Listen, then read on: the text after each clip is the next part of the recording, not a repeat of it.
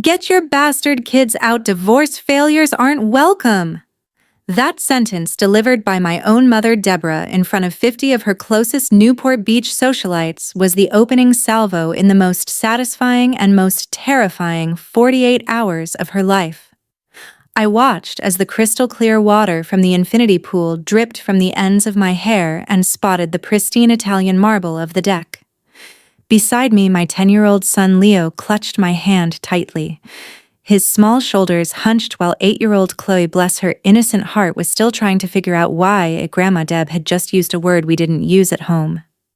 We were soaked not from the joyful splash of a cannonball, but from the sudden aggressive turn of a conversation that had already been sour for 2 years. It was the annual Carter Summer Solstice Pool Party, the kind of lavish, over-the-top event designed to showcase my mother's elevated standing among the Orange County elite. This year, it was particularly important because it was held in this house, the sprawling, newly leased $14 million Mediterranean-style villa she'd been bragging about for weeks. The one she'd secured the lease on site unseen from a mysterious East Coast investor, as she'd told anyone who would listen.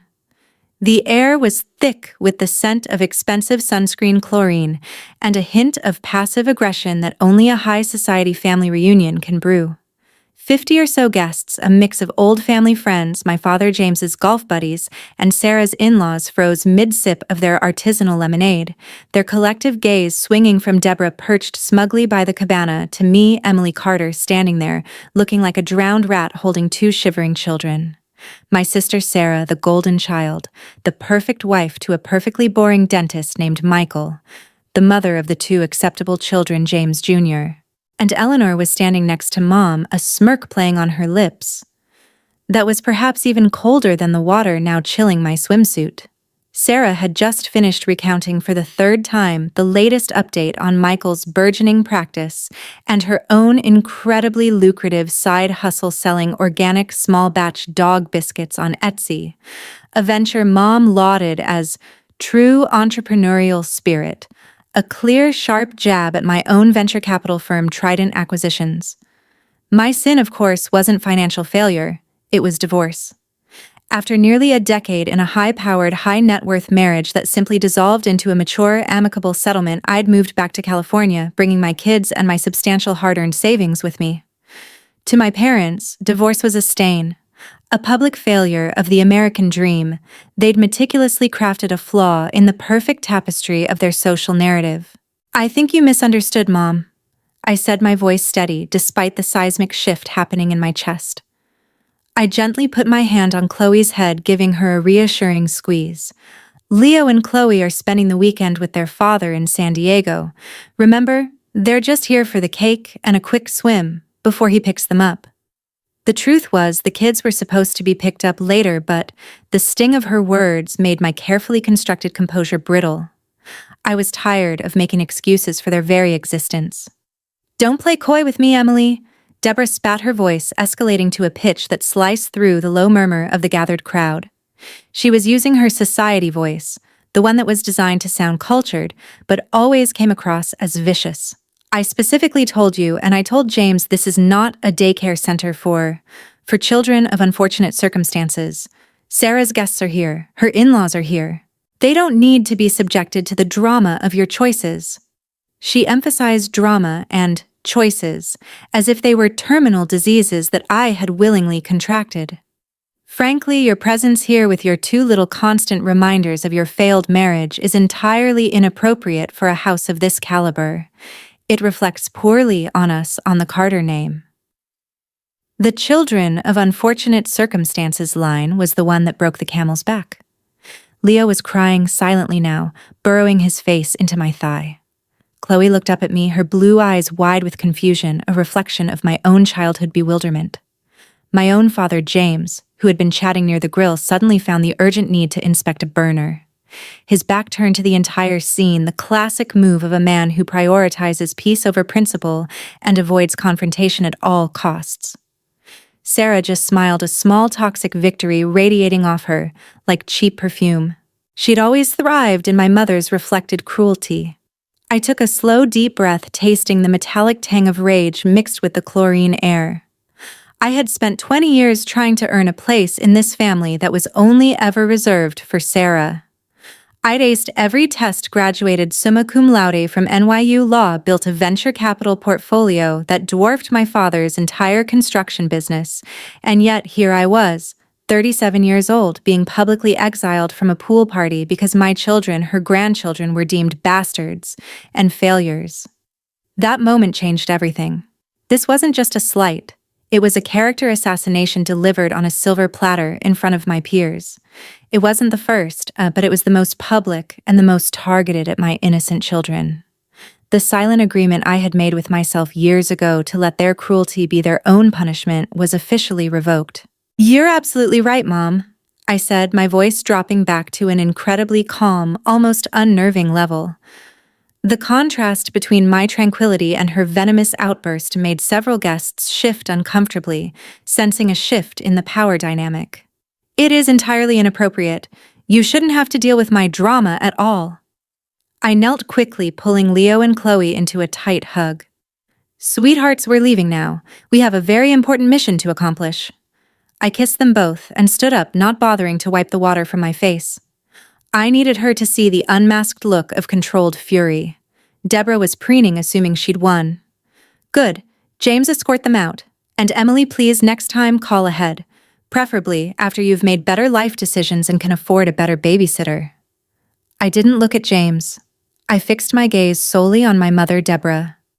Her eyes were hard, triumphant, shining with the petty cruelty that had defined our relationship. She thought she'd delivered the final crippling blow, but I had an ace up my sleeve, a royal flush I had been holding for exactly this moment, though I hadn't known the stakes would involve my own children. "Oh, I won't be calling ahead, Mom," I said, a slow, predatory smile finally curving my lips. I pulled a small laminated key card, the kind used for high-end digital locks, sleek black with gold embossing from the waterproof pocket of my swim shorts. The simple gold-embossed logo on it was the crest of a local luxury estate management firm, Pacific Crest Estates. I didn't drop a bombshell with a loud retort or a scream. I dropped it with an implied command, holding the key card lightly between two fingers. I tilted my head, looking past her, taking in the grand sweeping archways, the meticulously manicured ficus trees, the very pool she stood beside, which had just been used to soak my children. "You know, this house really is beautiful," I mused aloud, addressing the property rather than its current temporary occupant. "It's been impeccably maintained. The travertine tile is flawless. I should probably give the maintenance team a generous bonus. It's hard to find good help in Newport." Sarah scoffed, crossing her arms. "What are you even talking about, Emily? Did you suddenly start reviewing real estate listings, trying to buy into the neighborhood you just failed out of?" "Not quite, Sarah," I replied, still focused on my mother, whose triumph was starting to curdle into confusion. "I'm talking about the property itself, the one you've all been enjoying so much today. The one that, according to the legal and financial documents I finalized last month, happens to be mine." The silence that followed wasn't just quiet. It was the sound of 50 people collectively holding their breath, punctuated only by the distant rhythmic whir of the pool filtration system.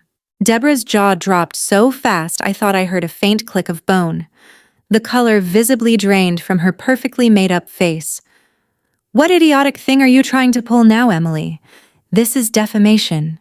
James, tell her to stop this nonsense."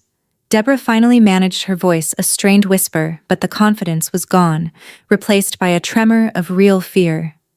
"No idiotic thing, Mom. Just a little investment," I said, holding up the keycard. "The mysterious East Coast investor who granted you this fabulous, generous lease just last month, that was me. Or rather, my Trust Trident acquisitions. I closed on the property for $14 million cash, and I made sure the lease included a specific standard issue clause regarding disturbances, material breach of neighborly conduct, and use of the property for business or social activities that violate the community's moral code. Publicly shaming the landlord's grandchildren and calling them bastards definitely qualifies as a material breach, don't you think?" I didn't wait for an answer. I signaled discreetly to Jack Reynolds, my lawyer and best friend, who I'd strategically placed near the driveway entrance. He was the boring-looking man in a suit pretending to check his email whom my mother had completely ignored as staff. Jack gave a curt, almost imperceptible nod. He had the paperwork ready. "We're leaving now, kids," I said again, my voice ringing with a new, quiet authority that shut down all conversation. I didn't look back at the 50 staring guests who were now engaged in a feverish, silent exchange of shocked glances. We walked dripping past the massive marble statues and the bubbling fountain. The last thing I heard before the heavy wrought iron gate closed behind us was my sister Sarah's shriek, quickly followed by Deborah's frantic, desperate call for my father James and a phone call to her own lawyer. The drive away was a blur. I settled the kids with a quick explanation that Grandma was just having a very bad, confusing day, and promised them a massive Super Bowl-level ice cream sundae bar when we got to our own much smaller rented beach house 20 minutes away. As soon as I pulled onto the Pacific Coast Highway, I called Jack. "Did you do it?" I asked, my voice vibrating with residual adrenaline and the beginning of a cold, sweet satisfaction. "Just finished, Em." Jack's voice crackled over the speakerphone, calm and professional as always. The termination notice was served to the property manager and, simultaneously, faxed, emailed, and messengered directly to your mother's personal office phone and your father's business line, citing Clause 14. 3. Specifically, the harassment and defamation section. The grounds are clear material breach of lease agreement, specifically the harassment and defamation clause. The local police department has also been notified of the potential for a landlord-tenant dispute, and they are on standby to ensure a clean vacation of the premises. "And the timeline?" I asked, gripping the steering wheel. 48 hours. The standard legal minimum in California for a breach of the magnitude when the landlord can prove irreparable harm to reputation and business interests, which, by the way, I fully intend to argue if she tries to fight it. She has until 5:00 p.m. on Tuesday to vacate my house, Emily. It's done.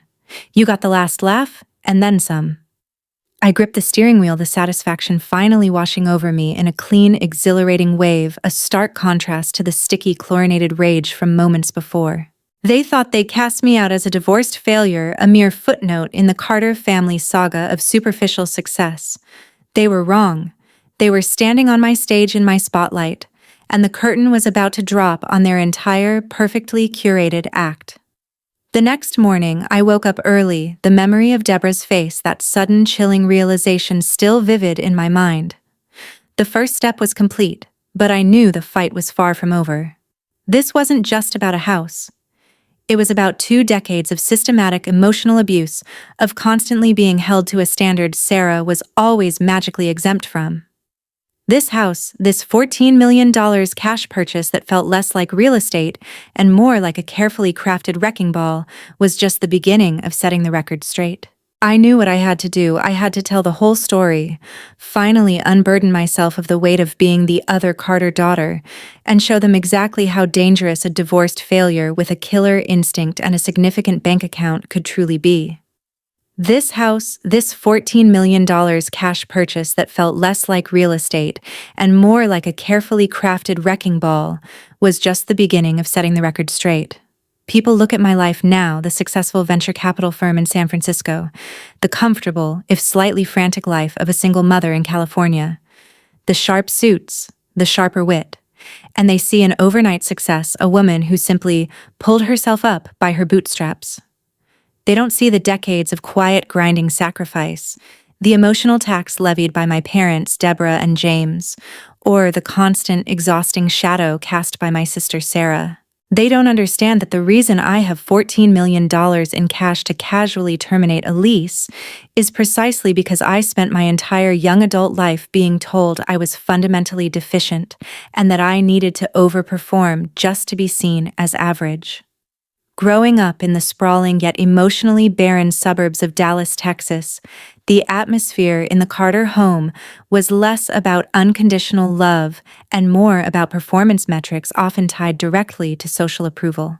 My father, James, ran a regional construction company, the kind of business built on handshakes, political donations, and golf games at the most exclusive country club, and my mother, Deborah, was the ultimate Southern socialite obsessed with appearances, charity galas, and most importantly, ensuring her daughters were perfect, non-controversial reflections of her own success. The problem was, I was never the right reflection. Sarah, 2 years older than me, was everything they wanted: blonde, compliant, interested in home decor and the latest fashion trends, and, crucially, a willing participant in their carefully staged version of the American dream. I, Emily, was the problem child, the one who read balance sheets for fun, who skipped debutante balls to intern at a legal aid office in downtown Dallas, and whose ambition wasn't to marry well, but to build well. I was the disruptor. The analyst, the one who saw the cracks in the facade and dared to point them out. The favoritism wasn't subtle. It was a constant grating presence. When Sarah graduated from a mediocre state college with a BA in art history, a degree she openly admitted was mainly for social networking, the Carters threw a lavish party that was featured in the local society section, complete with professional photographers and a live band. When I graduated at the top of my class from the University of Texas, accepted into NYU Law with a full scholarship, and won the prestigious Governor's Fellowship, my mother's only comment delivered over a quiet, uncelebrated family dinner was, "Well, you always were the one who had to work harder, weren't you, dear Sarah? Just has that natural charm and social grace. We worry about you being too cold." That line delivered with a saccharine smile over a plate of mediocre apple pie, a line that neatly diminished my academic achievement while praising Sarah's inherent unearned and purely superficial quality, became the soundtrack to my life. Every one of my successes was framed as a compensation for a deeper personal flaw.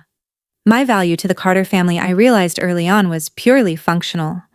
I was the designated problem solver, the steady income source for their occasional financial mishaps, and the emergency safety net. My ability to perform was expected, but never celebrated, as it was viewed merely as a tool for their convenience.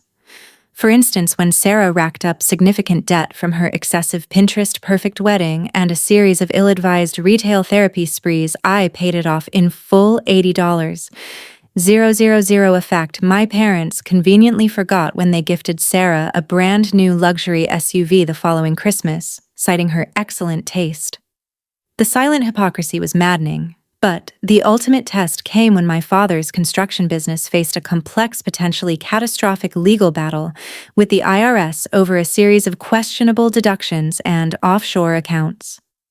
I, then a young corporate attorney at a prestigious firm in New York, flew down to Dallas on a moment's notice and spent 3 agonizing weeks restructuring his entire financial system, navigating the labyrinthine tax code, and fending off federal charges. I saved his company, effectively rescuing the Carter family fortune, and my reward, a lukewarm, "Thanks, Em, we knew you'd figure it out. Now when are you going to find a nice husband like Michael and settle down? You're not getting any younger, and the grandkids are waiting." The entire exchange felt transactional, like I was merely a highly paid but unpaid contractor. The emotional toll of this systemic abuse was immense. I spent my 20s in New York City working inhuman hours on Wall Street as a mergers and acquisitions lawyer, not just because I loved the thrill of the deal, which I did deeply, but because I needed the money and the distance to be truly independent of them. I needed to build a fortress of self-sufficiency. I flew back for every Thanksgiving, every Christmas, every mandatory family event, playing the role of the dutiful, if slightly distant daughter. I swallowed their thinly veiled insults about my career. "So cold and unfeminine, all that finance talk, you sound like a man." And my lack of immediate motherhood. "Tick-tock, Emily. Your eggs aren't getting any younger. Maybe you should prioritize life over a spreadsheet." They didn't see me. They saw a career woman, a deviation from the script they had written. My marriage to David, a fellow M&A attorney, was a welcome reprieve. He saw my drive not as a flaw, but as a defining feature, a core part of my strength. When we had Leo and Chloe, I thought perhaps naively that grandchildren would finally soften my mother, that they would become the unconditional bridge I needed. They did, but only for Sarah's kids, James Jr. and Eleanor, who were born inside the sanctity of a traditional marriage. My children, the products of a partnership that ended in an amicable adult divorce. The ultimate symbol of my self-agency, were deemed bastards and failures. They were the collateral damage of my perceived failure to maintain the facade of the perfect life, the living proof of my deviation from the Carter script. The final straw. The revelation that pushed me from passive resentment to cold, calculated revenge came 2 years ago, just after the divorce was finalized, and I'd moved my firm, Trident Acquisitions, to the West Coast, settling near San Francisco. I was having a quiet lunch with my father's former probate lawyer, Mr. Henderson, at a small classic American diner near my new office. Mr. Henderson, a kind, older gentleman who'd known me since I was a child, was discussing a completely unrelated estate matter when he, sensing my professional involvement in family affairs, inadvertently spilled the beans. "It's a shame about your trust fund, Emily." Mr. Henderson had sighed, stirring his coffee with a heavy hand. "I know your grandfather had intended for the Carter family trust to be split equally, but after your parents revised the documents last year, well, it's all Sarah's now, isn't it? A sad choice, but legally sound under that specific clause." I felt a cold, paralyzing dread settle in my stomach, far worse than any corporate panic or high-stakes negotiation. "I'm sorry, Mr. Henderson. What trust fund are you referring to? I was never informed of any such trust, nor of any revisions." My mind, the highly trained mind of a corporate lawyer, was already racing through my father's complex financial documents, finding the glaring omission. He looked genuinely uncomfortable, realizing he'd overstepped, caught between client confidentiality and his own sense of justice. The Grandpa Robert Trust. It held the original family money, the seed capital that started James's construction company. It was supposed to pass equally to you and Sarah upon your grandfather's passing. It was valued at about $10 million when the restructuring happened. Your parents, acting as trustees, executed a reallocation under a clause that cited financial instability and moral failure on one of the beneficiaries. He didn't have to say the name. I was the one who was divorced, who was financially unstable, in their eyes, despite my far greater personal net worth, and who had been publicly shamed by them. The irony was suffocating. They had used a clause I had helped draft years ago to protect the trust from reckless spending, twisting it to systematically erase my existence from the family legacy based on a moralistic, outdated judgment of my life. I simply nodded, thanked him for the information, and paid the bill for both of us. The cherry pie on the counter suddenly looked toxic. Outside the diner, staring across the bustling San Francisco street, the fog rolling in over the bay, the emotional betrayal hit me with the force of a 1,000-pound weight. It wasn't the money. 10 million was a significant sum, but I was already worth more than double that. It was the explicit declaration that they had legally judged me, branded me a failure, and literally cut me out of my birthright. They had stolen my money, but worse, they had stolen my sense of belonging, using the law to legitimize their emotional abuse. That discovery was the inflection point. I didn't confront them. I didn't scream or cry or write an angry letter. I didn't have to. The evidence was irrefutable, and their guilt was undeniable. Instead, I activated Trident Acquisitions, my personal investment vehicle, which until then had primarily held my low-risk portfolio. I shifted my focus from passive management to aggressive targeted real estate and distressed debt acquisition. I was an M&A lawyer and a venture capitalist. I knew how to find value, exploit loopholes, and execute hostile takeovers. I decided to treat the Carter family's moral compass and social standing like a severely undervalued, poorly managed company ripe for a hostile reverse merger and subsequent liquidation. My plan was simple, clinical, and devastatingly personal. I would use my expertise and my wealth to seize something they considered untouchable, something they valued purely for its societal optics and status, and then I would rip it away, exposing their hypocrisy to the very people they craved approval from. And what was more important to Deborah than her social standing and the house that represented it? Nothing. The house was the totem of their perfectly constructed life, and I intended to knock it down. I brought my best friend and corporate counsel Jack Reynolds into the loop. Jack, a sharp-witted East Coast lawyer who understood the art of the perfect legal maneuver, was skeptical at first, but quickly warmed to the idea of a strategic social restructuring. "You're going to spend $14 million in cash just to pull a real-life mic drop on your mother?" Jack had asked during a late-night video call, a half-eaten container of Chinese takeout sitting forgotten on his desk in his sleek New York apartment. He was always pragmatic, but he understood the human element of the fight. "Not just a mic drop, Jack. A calculated surgical strike," I corrected him, pacing my minimalist living room overlooking the city lights. "They publicly and legally declared me morally unfit and financially unworthy. I want to show them the true cost of their judgment. I want them to lose their most cherished possession, their perfect illusion, because of me. And yes, $14 million is a steep price for therapy, but think of the returns: peace of mind, self-respect, and a fantastic view. Plus, it's a solid appreciating asset. It's a business decision with a personal dividend." We worked in secret for 18 months using my firm's resources and Jack's legal finesse, Jack using a blind corporate proxy and layers of shell companies based in various states: Delaware, Wyoming. Nevada began tracking high-value properties in the Newport Beach area. We specifically targeted properties that were either coming off a lease or were highly desirable, and crucially had a history of being leased by other wealthy individuals. The goal wasn't just to buy any house, it was to find one that fit my mother's extravagant tastes and was available for immediate high-end short-term leasing, a necessary step for the reveal. The timing was crucial. We found the villa, a stunning $14 million Mediterranean-style property at 12800 Pelican Vista, with a legendary history of celebrity tenants and an infinity pool that screamed elite 3 months ago. The owners were looking for a quick, all-cash sale and were willing to lease it back temporarily to a vetted high-net-worth individual for a 6-month period, while they finalized their relocation to the Hamptons. Perfect. The stage was set. I closed the deal in under 2 weeks, moving with the brutal efficiency I usually reserved for high-stakes corporate mergers. The sale was registered under the Trident Acquisitions Trust, listed under a holding company based in Delaware, completely invisible to my parents' outdated provincial network of lawyers and accountants. I then used a legitimate independent property management firm, Pacific Crest Estates, to handle the leasing. This management firm, of course, had no idea who the true owner was, only that the East Coast investor was incredibly strict about the lease terms, specifically the clause about public conduct and harassment. I orchestrated the lease signing, making sure my mother Deborah was the one who signed it.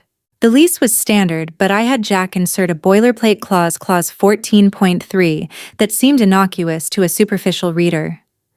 Tenant agrees not to engage in any activity that may be construed as harassment, defamation, or discriminatory behavior against any person, particularly the owner, the owner's family, or any related entity on the premises. As such, action constitutes a material breach and grounds for immediate lease termination. Deborah, obsessed with the status of the house and, likely distracted by the sheer opulence of the property, likely didn't read the 30-page document beyond the monthly rent and the list of amenities. She never read anything that didn't directly concern her reflection in the society pages. 2 weeks ago, Deborah had called, her voice dripping with artificial pride. "Emily, dear, you simply must come to the summer solstice party. We're hosting it at the new villa, 12800 Pelican Vista. It's simply divine.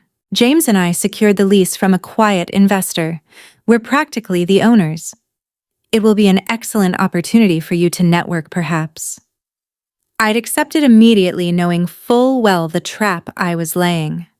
I knew the pool party was Deborah's annual excuse to parade Sarah's mundane success and, subtly throw shade, at my more substantive but less traditional achievements.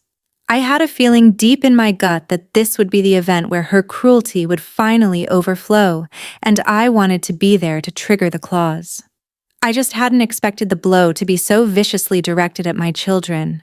When she called Leo and Chloe bastard kids and divorced failures, that wasn't just a breach of a contract clause, it was a wound that went straight to my core. That level of systemic personal cruelty directed at innocents who only knew their grandmother for superficial warmth transformed my cold, calculated financial maneuver into a necessary righteous act of emotional self-preservation. The day after the party, the day the 48-hour notice clock began ticking, I called Jack. "I need you to handle the fallout with James," I told him. My father James was weak, not evil. He was Deborah's accessory, always turning his back when the cruelty started prioritizing the illusion of a quiet life over his daughter's and grandchildren's dignity. He was the one I felt the faintest twinge of pity for, the one who would be utterly crushed by the sudden loss of status and the revelation of my power. Jack, ever the professional, agreed. "I've drafted a letter to him separately, Em. It outlines the full timeline, the trust fund change, the IRS help you gave him, and the fact that you, not Sarah, were the financial bedrock of the Carter family for a decade.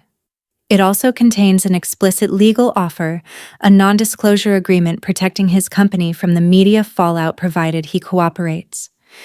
Immediately publicly separates himself from Deborah's actions and adheres to all terms of the villa's lease termination." "Good," I said, looking out at the foggy morning view of the Pacific from my rented condo balcony. "Make sure he understands that his choice is simple: lose his wife and his business, or just his wife, and gain his self-respect back. He needs to finally stand up for his actual family, or he loses everything. No more turning his back."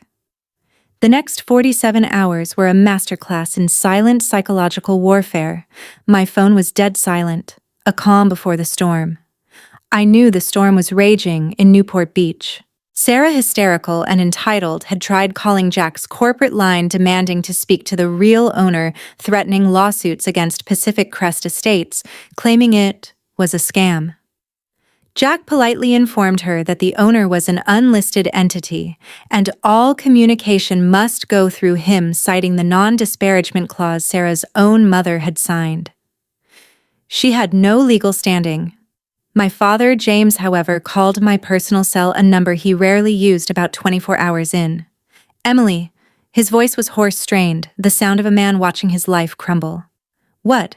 What have you done? Your mother is hysterical. She says she has 48 hours. She says you bought the house. She showed me the lease termination notice. Is this true?" "It is, Dad. Trident Acquisitions, $14 million cash. Last month." I confirmed, my voice flat, devoid of emotion. I was sitting at my kitchen island, sipping coffee, watching Leo and Chloe coloring at the table, enjoying a perfect, peaceful moment of normalcy.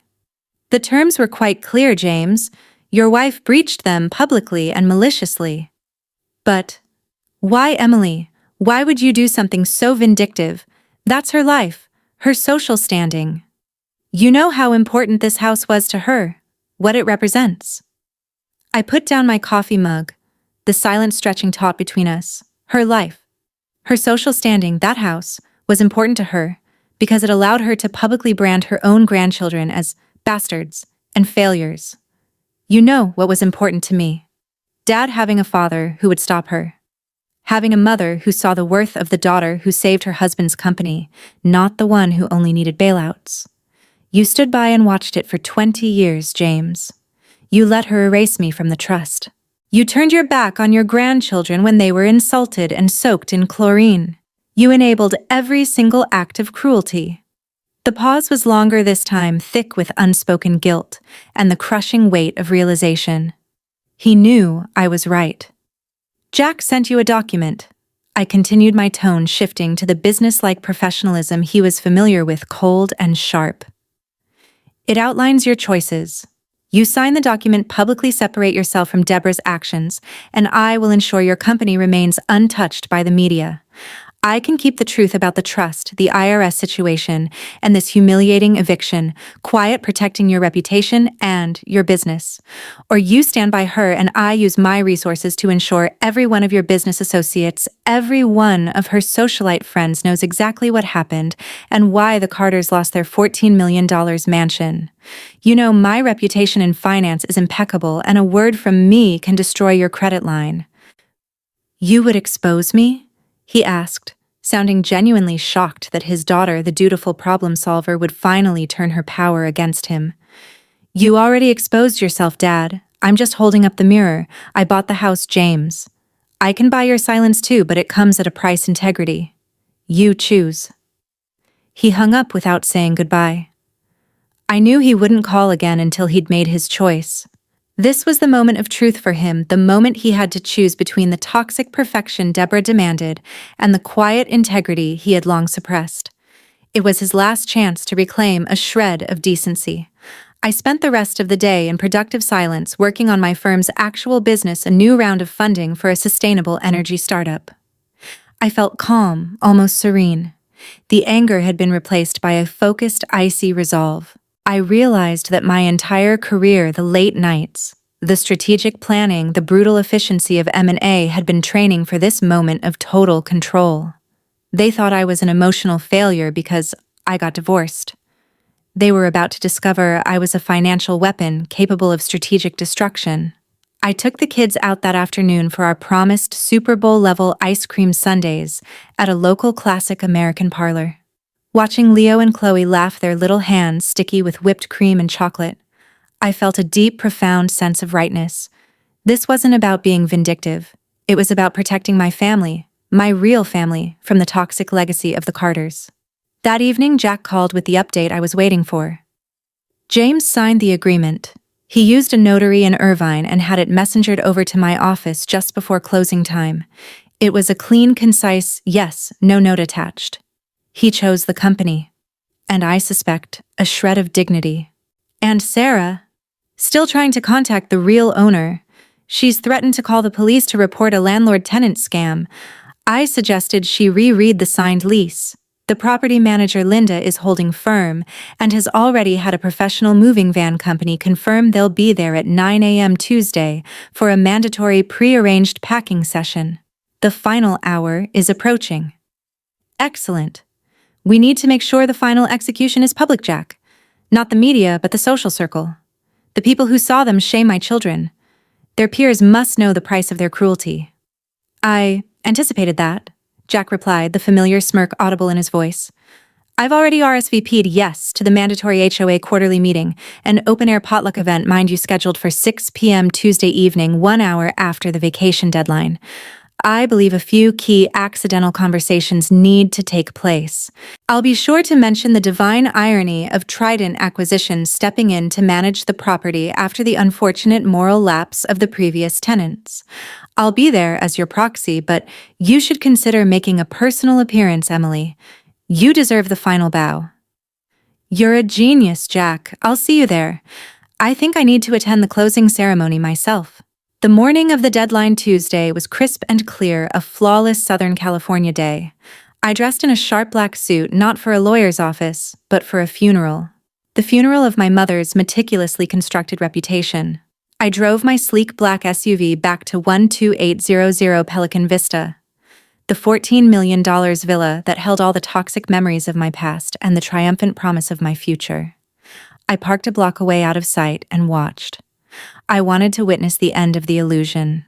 At precisely 9 a.m., a massive moving truck emblazoned with a professional discreet logo pulled up the winding driveway. The crew, under the supervision of the Pacific Crest Estates property manager Linda, started the methodical process of packing the Carter family's life into boxes. There was no fanfare, only the quiet, efficient movement of men and boxes. At 4:00 p.m., 1 hour before the official deadline, I drove up to the wrought iron gate, entering the custom code I had personally set my birthday, the only date my mother routinely forgot. I drove up the circular driveway and parked right behind Deborah's gleaming white Mercedes, which was loaded with hastily packed luggage. I got out of the car, my heels clicking sharply on the imported marble. My mother, Deborah, was standing on the front porch overseeing the packing crew. Her face pale and drawn, her expensive sunglasses perched precariously on her head, looking utterly defeated and small. She was arguing, pleading with Linda. "This is illegal, Linda. My lawyer is drafting a restraining order right now. You can't just throw me out. I am a pillar of this community. I will ruin your firm." Deborah shrieked, the veneer of civility completely gone, exposing the brittle, ugly core beneath. "Ma'am, you were given a legal 48-hour notice of termination based on Clause 14.3, which you signed. The lease is terminated. We are simply carrying out the owner's instruction to ensure a peaceful vacation of the premises. Arguing is only wasting your limited time, Linda said calmly, holding up a clipboard with the unassailable legal documents. Deborah turned finally, spotting me standing 10 feet away, a ghost in my own house. You, she hissed, pointing a trembling finger, her eyes wide with a mixture of hatred and terror. You conniving, spiteful little brat. You actually bought this house? You did this to me. You ruined my life. My father, James, emerged from the house carrying a box labeled financial records. He looked old, tired, and deeply ashamed, the weight of his compromise etched onto his face. He saw me and looked away instantly, choosing his silence over a confrontation he couldn't win, adhering to the terms of his agreement. Hello, Mom, I said, leaning against the doorframe, my arms crossed, radiating a calm, controlled power that was the antithesis of her hysteria. I told you I wouldn't be calling ahead. I'll be scheduling all future communications through my counsel. The money? How? Where did you get that kind of cash? You were just a divorcee scraping by. You embezzled it. I'll call the police.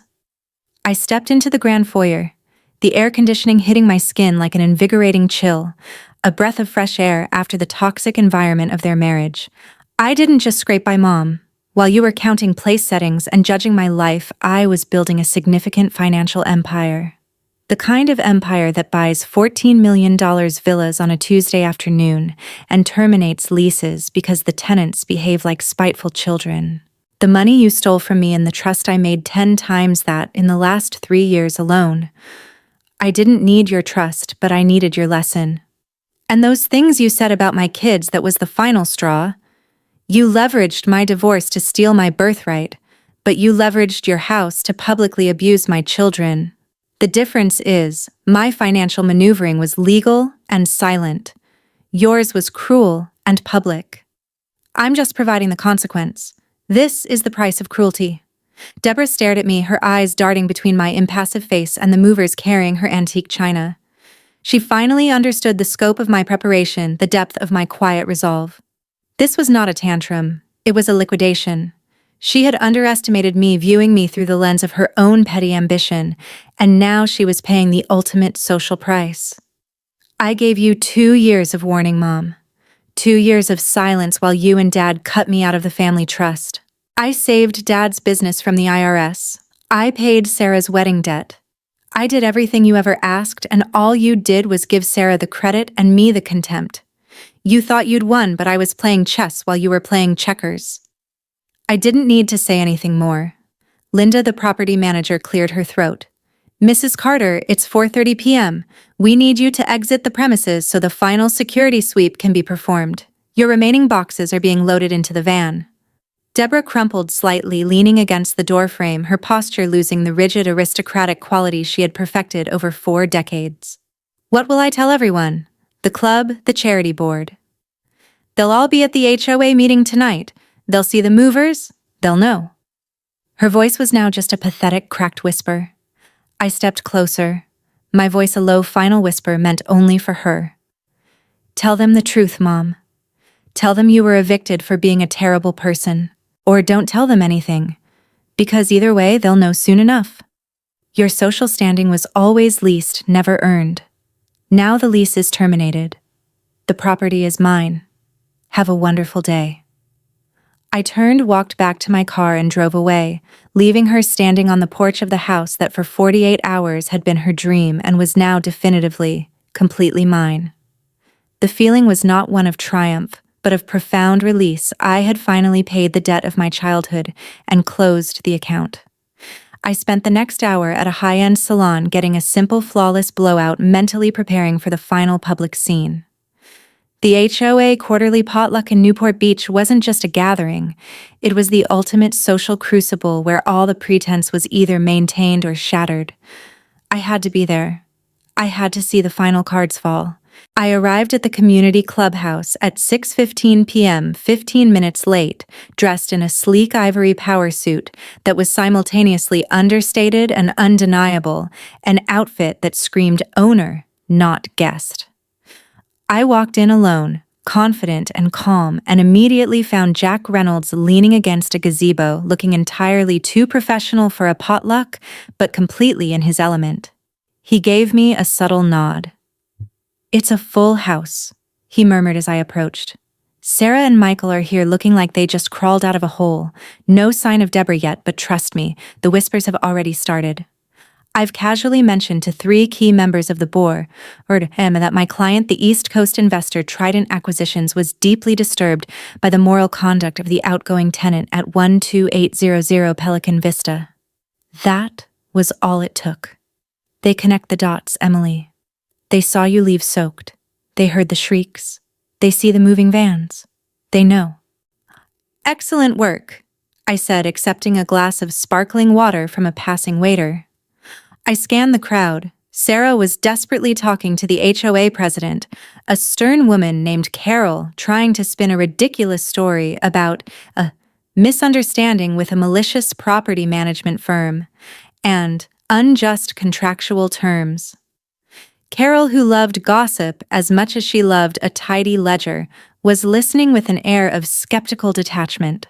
I noticed my father James standing alone by the barbecue pit, looking utterly miserable and drinking a glass of scotch far too quickly. He met my eyes, and for a long, painful moment, all the years of silence and complicity hung between us. He gave a small, almost imperceptible nod, a silent acknowledgement of the agreement he had signed and the truth he had faced. He didn't apologize, but the shame in his posture was louder than any verbal confession. He had chosen survival over loyalty to his toxic wife. As the sun began to dip, casting long golden shadows across the lawn, Deborah finally made her entrance. She wasn't subtle. She strode in clutching a massive designer handbag, wearing the kind of high-end dress you only wear when you need to project supreme, untouchable confidence. She was clearly trying to stage a comeback to pretend the movers and the public termination hadn't happened. She was in denial, trying to outrun the truth. She walked straight to Sarah, and Michael grabbed a plate of food and started chatting animatedly with a group of women, talking loudly about an upcoming charity event and conspicuously not mentioning the house. But her eyes were frantic, constantly searching, constantly looking for the crack in the facade, looking for pity or support, finding none. That crack opened when Carol, the HOA president, called the meeting to order, tapping the microphone to silence the crowd. After the usual announcements about landscaping and security budgets, Carol smiled tightly and said, "Finally, we have a very important welcome to make. As many of you know, 12800 Pelican Vista was recently sold to an investment entity. We'd like to officially welcome the new beneficial owner of the property, who has decided to personally oversee the management of the property after some recent, unfortunate issues with the last tenant. Please join me in welcoming Miss Emily Carter." The collective gasp from the crowd was louder than any applause. The sound was one of pure, unadulterated shock. Deborah froze her fork halfway to her mouth, a piece of chicken dangling precariously. Sarah's face, already pale from the stress, completely drained of color, her eyes fixed on me with sudden, horrifying clarity.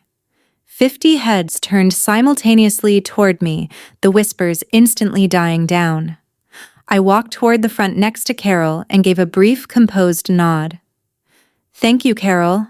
It's an honor to officially join the community. My firm, Trident Acquisitions, is committed to upholding the moral and aesthetic standards of Pelican Vista. In fact, that commitment has already been tested, and I apologize that the situation spilled into the community dialogue." I paused, letting the silence hang heavy, absorbing the entire weight of the moment. I wasn't just talking to the crowd. I was talking directly to Deborah and Sarah, who looked like statues carved out of ice, trapped in the final act of my strategic play. I need to address the recent, rather dramatic termination of the lease at 12800. The former tenant, who happens to be my mother, Mrs. Deborah Carter, was served with a 48-hour termination notice, which she fully complied with earlier today. The cause for termination was a material breach of contract, specifically Clause 14.3, which prohibits the use of the property for harassment, defamation, or discriminatory behavior against any party related to the ownership. Deborah finally found her voice high-pitched and screeching, desperation making her reckless. "This is a private matter. You have no right to discuss this. It's slander. You spent money to shame me. On the contrary, Mom, I countered, my voice amplified by the microphone perfectly calm, my tone one of clinical disappointment. When you publicly at a party with 50 witnesses order me to get your bastard kids out, divorced failures aren't welcome, that ceases to be a private matter. That is public harassment and clear discrimination against the owner's family. And since I am the owner and Leo and Chloe are my children, your vile language spoken on my property triggered the clause you signed. I looked directly at the women who had been comforting Deborah moments earlier, the very women whose approval my mother craved. For those of you who witnessed the scene at the pool, I hope you understand now why the immediate termination was necessary. I built my career on justice and financial rigor, and I refuse to tolerate abuse, particularly when directed at my children on my own dime or on my own property. Deborah staggered back a step, looking truly defeated. You spent $14 million just to evict me. That's insane. No, Mom, I corrected her, a triumphant final calm settling over me. I spent $14 million to secure an asset with excellent appreciation potential. Evicting you was merely a necessary and highly therapeutic management decision. It's called getting the upper hand, a skill you taught me well. In every passive-aggressive meeting we ever had, you just failed to realize that the rules apply to you, too. Sarah, who had been silent, finally jumped in, trying to save her own perfect image. But what about the trust? You were cut out of the family trust. You're a liar. You don't have this kind of money.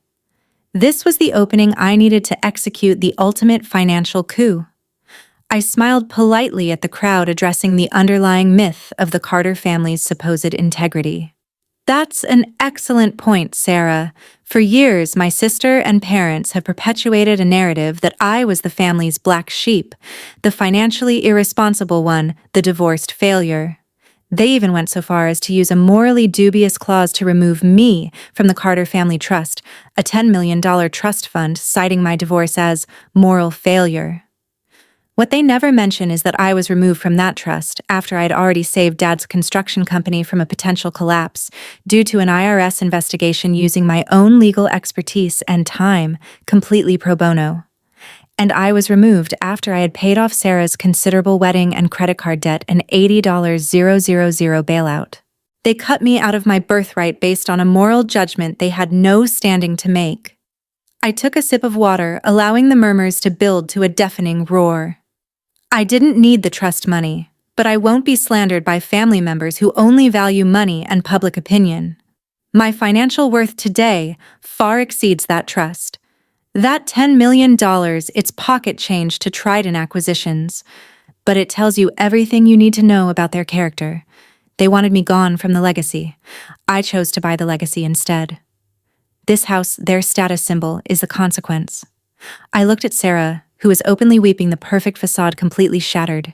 You were always the chosen one, Sarah. You got the money, the praise, the house on paper. I got the resilience, the intelligence, and the power to buy and control your world. Enjoy your dog biscuit empire, but know this, your mother, the one who elevated you at my expense, is now humiliated and seeking refuge with you because of her own cruelty, and I, the divorced failure, own the entire stage. Game over.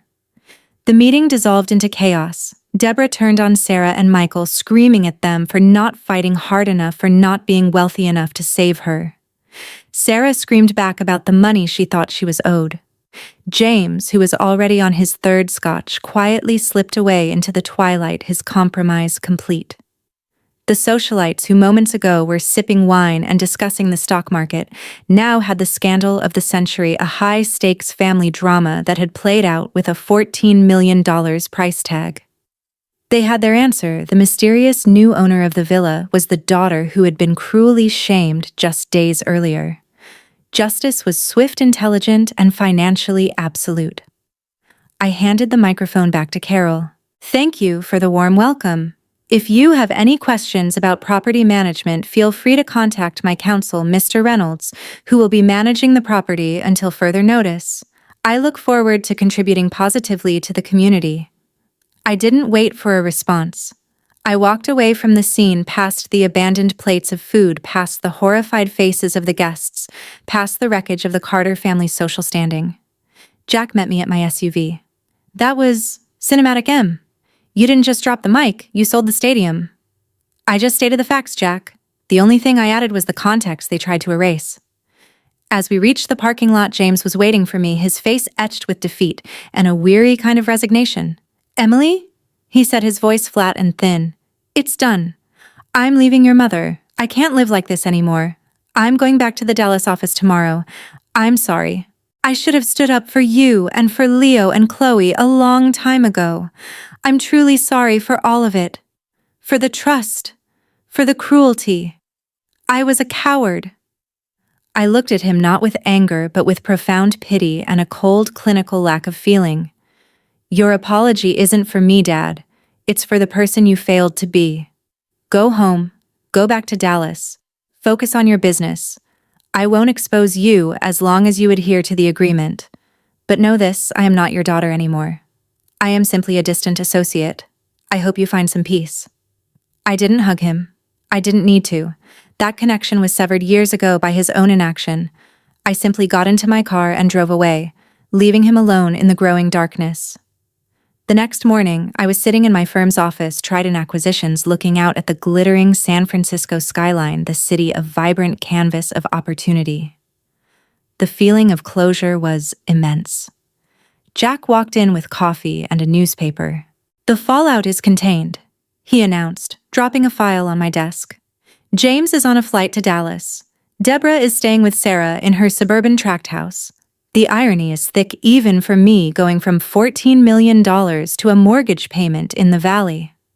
The social media world is buzzing, but your identity as the owner is strictly contained to the HOA and key business contacts. Your personal reputation is stellar. Theirs is in the toilet. Mission accomplished, M. You didn't just win. You reset the game. You reclaimed your narrative. It's more than that, Jack, I said, leaning back in my leather chair, a sense of peace settling over me that had been elusive for decades. It's about closure. They forced me to believe that success was worthless without their approval. They made me sacrifice my emotional well-being for their fake American dream, constantly striving for a validation that would never come. Now I'm free to pursue my dream unburdened by their expectations. For years, I had held back from going fully public with my firm, fearing the drama and the judgment from my family and their conservative social circle. Now that fear was gone. The $14 million villa, the symbol of their arrogance and my power, was now a functional asset. I decided to use it not to rent it out, but as the new flagship West Coast headquarters for Trident Acquisitions, a constant, visible, and deeply symbolic reminder of my victory. I would hold board meetings overlooking the very pool where my children were shamed.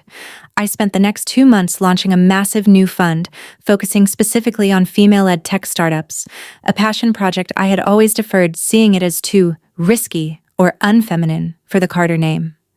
I sold my small rented beach house and moved into a beautiful historic loft in downtown San Francisco, embracing the vibrant, non-judgmental chaos of city life. Leo and Chloe were thriving, enrolled in a fantastic new school far away from the toxic country club environment of Newport Beach. They were happy, safe, and finally understood that their mother was strong enough to protect them from anyone, even family. One evening, I was having dinner with Jack at a small, cozy Italian place in Seattle, a city I was considering for my firm's next satellite office. We were talking business, but the conversation inevitably turned to the family drama, now a distant, almost unbelievable anecdote. You know, for a woman who just executed the most satisfying revenge plot of the decade, you seem incredibly peaceful, Jack observed, swirling the wine in his glass. No lingering bitterness. I smiled, a slow, genuine smile that reached my eyes. I am. Because the revenge wasn't the goal, Jack. It was the tool. The goal was to dismantle the cage they built around my self-worth. They always told me I was nothing without them. They told me my children were burdens. Now they are nothing without the house, and I have everything: my kids, my career, and my peace. I took my shot and rebuilt my life brick by brick, deal by deal. The American dream isn't about the house you live in or the approval you seek. It's about the house you build for yourself from the ground up, one of integrity and true power. The story of the $14 million eviction became legend in the Newport Beach social circles, a cautionary tale of what happens when you mistake wealth for class and cruelty for control. But for me, Emily Carter, it was simply the end of a very long chapter. I had faced the darkest parts of my family's cruelty, and I had emerged not just intact, but stronger, wealthier, and utterly wonderfully free. I was no longer the other daughter, the divorced failure. I was Emily Carter, the founder of Trident Acquisitions, a mother, a survivor, and the owner of the house that symbolized the price of cruelty. The past was paid for in cash and the future was wide open, stretching out before me like the endless California highway, beckoning me to drive into the sunset of my own making with nothing but open road ahead and my own rules to follow.